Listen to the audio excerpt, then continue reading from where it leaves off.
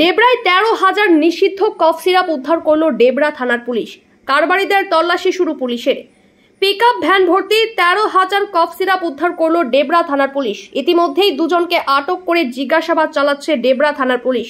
গতকাল মধ্যরাতে ডেবরার যোধ ঘনশ্যাম এলাকায় একটি পিকআপ ভ্যানকে ধাওয়া করে এই নিষিদ্ধ কফ সিরাপ উদ্ধার করে পুলিশ। ঘটনায় দুজনকে আটক করে জিজ্ঞাসাবাদ চালাচ্ছে ডেবরা থানার পুলিশ। এই কফ সিরাপের বাজার মূল্য লক্ষাধিক টাকা।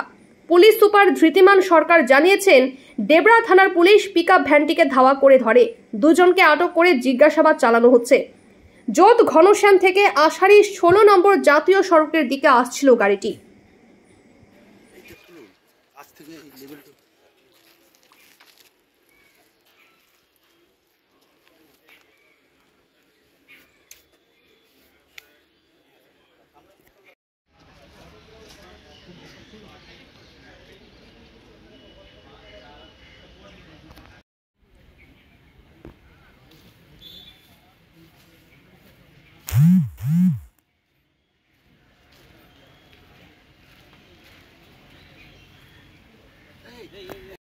আপনি ওইগুলো কিভাবে আপনি দিয়ে যাচ্ছেন?